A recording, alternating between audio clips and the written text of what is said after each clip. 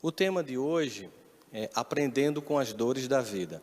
Vocês viram que a mensagem foi aberta aleatoriamente, ela não foi combinada, mas a mensagem foi exatamente pautando os sentimentos que estão tomando conta da humanidade nos dias de hoje. E, obviamente, a gente tem que lançar sobre todos os eventos que acontecem a serenidade e aí ficou muito claro na mensagem, que somente o Cristo pode nos dar. E quando essa mensagem diz assim, de forma muito clara ali, não adianta os recursos que podem até ajudar, mas eles não vão ser solução, porque somente o Cristo pode ajudar, a gente percebe esses eventos que fazem com que uma coisa que começa em 1º de dezembro, onde um único ser humano adquire uma doença, e a números de hoje, mais de 140 mil estão contaminadas. Isso tem uma simbologia tão interessante para que a gente possa refletir. Imaginar, por exemplo, que um único ser humano pode fazer tudo isso, é também imaginar e lembrar, para muitos que acham que não, como nós somos conectados aos outros. Como que a física quântica diz sobre estarmos todos numa grande teia conectada e que o bater de asas de uma borboleta pode gerar uma tempestade em outro país.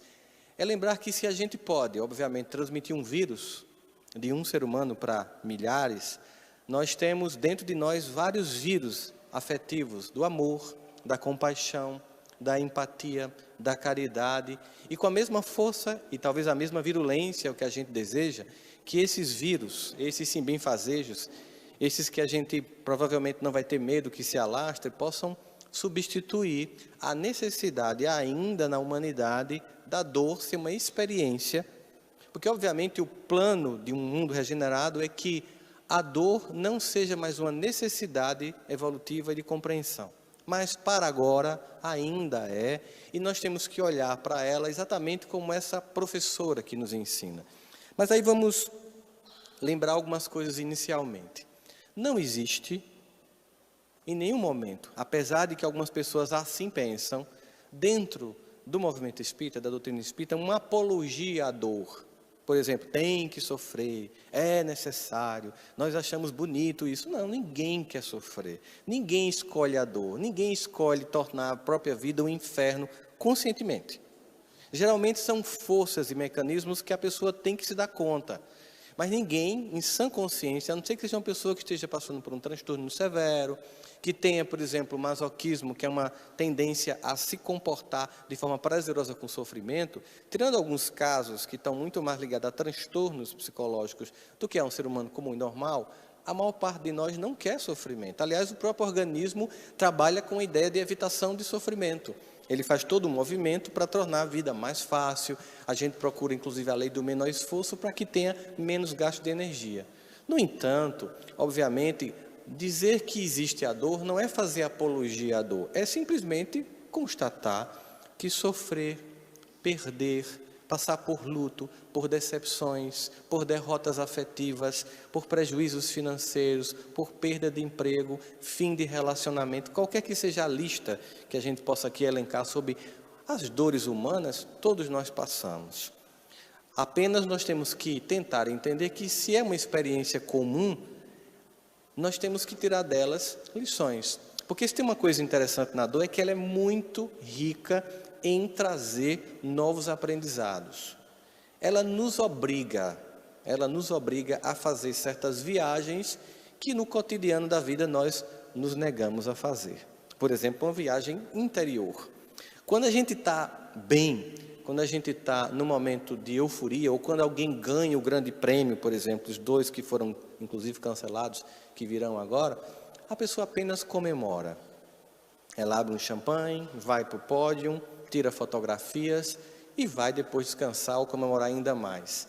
Quem fica nos boxes, tentando reavaliar o que deu errado, tem algumas posturas.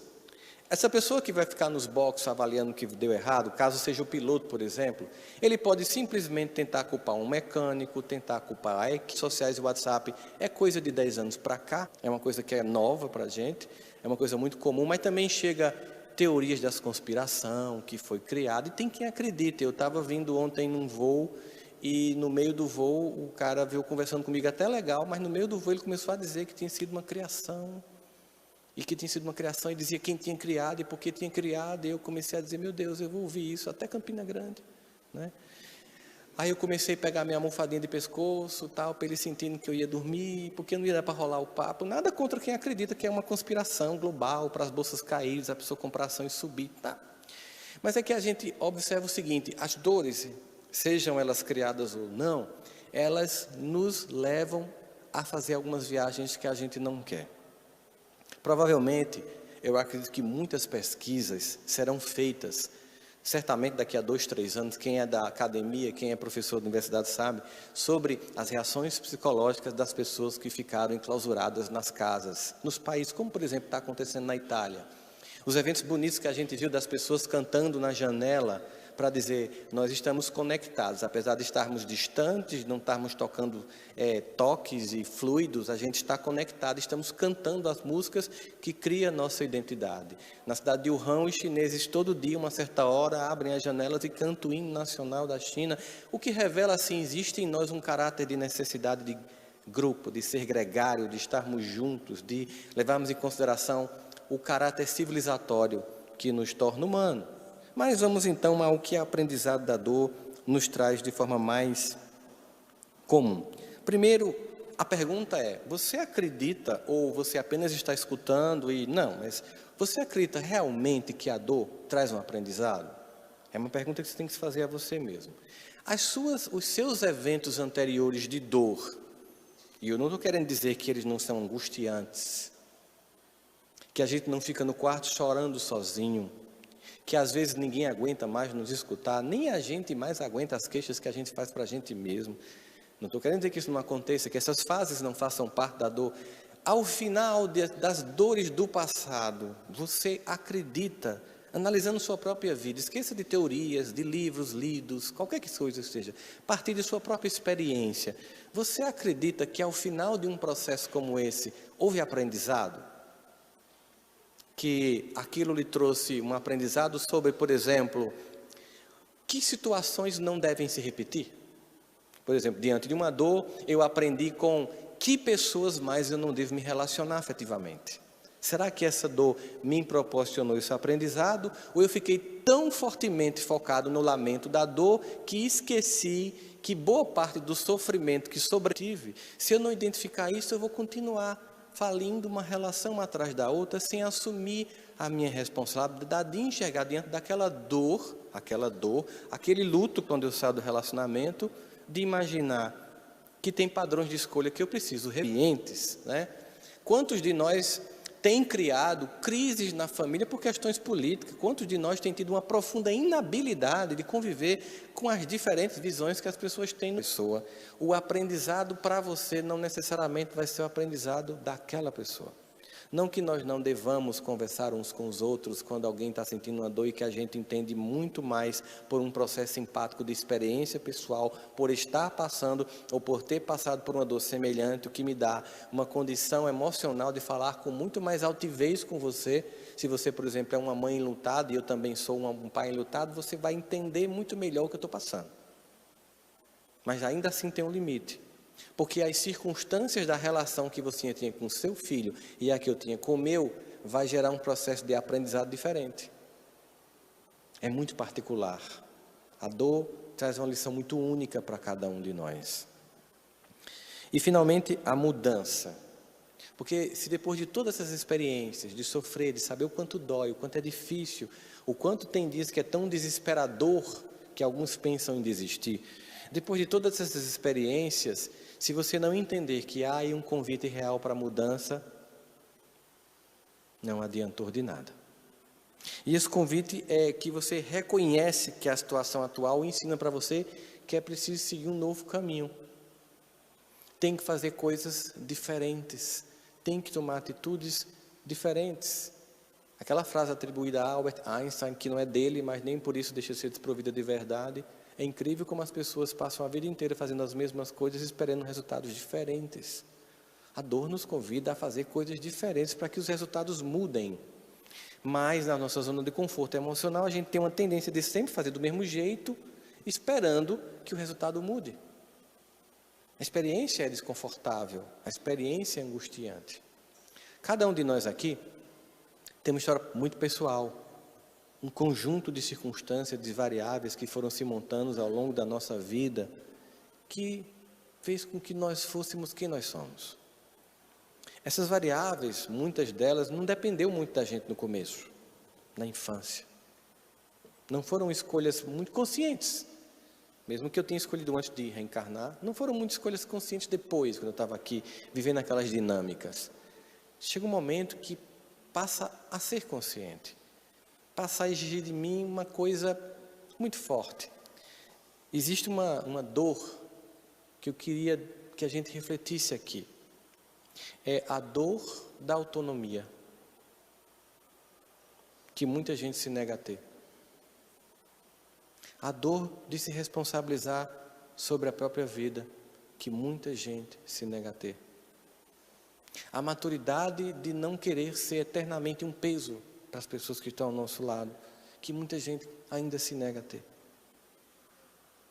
A maturidade de deixar de sempre ver fora, sempre e somente fora, as variáveis que identificam sua dor, sem nunca se responsabilizar sobre as próprias escolhas que faz. A dor da autonomia é uma dor difícil porque implica dizer que na autonomia não tem mais culpados. E é difícil quando não tem bode expiatório. Porque aí eu tenho a dor de não ter o alívio de projetar em alguém. Se por um lado aumenta o nível de dor, a gente percebeu que a dor aumenta e excita a transformação intelectual, moral e espiritual, aumenta a rapidez da solução. Quanto mais rapidamente a minha alma aprende que a dor tem muito mais a ver comigo do que com o outro, mais rapidamente eu me responsabilizo e, se depende de mim, doer, depende de mim deixar de doer. Porque quando apenas depende do outro, eu fico refém. O que eu posso fazer com o outro? O que eu posso fazer com as circunstâncias? O que eu posso fazer com o meu passado tão convenientemente instalado na minha mente como um lugar onde eu posso encontrar culpados que não podem responder, que não podem se defender, que não podem argumentar? Tão conveniente deixar todas as dores lá, sem lembrar das dores que essas pessoas que me provocaram dores tiveram. Sem querer lembrar que elas também têm sua cota de dor e sofrimento. Sem nunca querer saber o que elas passaram, o quanto talvez tenha sido mais grave do que o que eu passei, do que eu fui vítima. Enfim, essa conta aqui nunca fecha. De culpa sem se responsabilizar. Agora, é um convite a uma experiência de dor coletiva. E uma dor é tão coletiva que as nossas diferenças vão ter que ser momentaneamente estacionadas para a gente procurar uma solução conjunta. Até quem negou no plano do poder que era uma coisa inventada, está tendo que ter a realidade que é uma coisa concreta. É um convite a refletir sobre mentiras, fake news, sobre todas as invenções, manipulações ideológicas de um lado ou de outro, de esquerda, de direita, de centro, e a gente como as marionetezinhas lá no meio, brigando com pessoas importantes por pessoas desimportantes para nós, a nossa realidade pessoal. É um convite a entender como a gente precisa estar junto como raça humana. Como muros, como fronteiras não resistem a vírus. Como o poder, dinheiro, não vai resolver, somente Jesus. E Ele não vai resolver só para mim. Ele não vai resolver só para os meus. Ele não foi patenteado por nenhum sistema de crença. Ele não pertence a alguns. É um patrimônio da humanidade. Que bom, porque qualquer um que clame agora vai encontrar conforto. A dor vai provocar em nós essa reflexão, a dor vai provocar em nós esse crescimento, a dor vai nos fazer redefinir roteiros, caminhos, contatos. Por agora, vamos evitar os toques, os abraços, né? Mas depois, talvez seja justamente isso, gere tanta falta desse abraço que a gente tem deixado de dar, porque está sempre com o telefone na mão. Talvez essa obrigação de não abraçar, depois venha um efeito rebote, queira eu que seja assim, da gente ter uma necessidade imensa de se tocar de novo, se abraçar de novo, se olhar de novo, se encontrar de novo. Porque nessa solidão, mesmo que a gente esteja cheio de tecnologias, vai chegar um momento que você vai enjoar as séries, vai chegar um momento que você vai enjoar os memes, vai chegar um momento que você vai querer ver gente. Aí você vai para a janela cantar com os compatriotas para dizer: nós somos um só povo. Acredito que se a gente tivesse contato com as janelas de outros países, a gente cantaria um hino coletivo de civilização humana. Que a dor, todas as outras, as nossas, e essa também, mais uma vez, traga todo o aprendizado que a gente tem se recusado em ter, sendo ela um recurso amoroso da pedagogia divina que, não desistindo de nós, percebendo a nossa insistência no equívoco e na fuga pessoal, traz a dor como um recurso último de amor para acordar nossas almas entorpecidas. Muita paz a todos.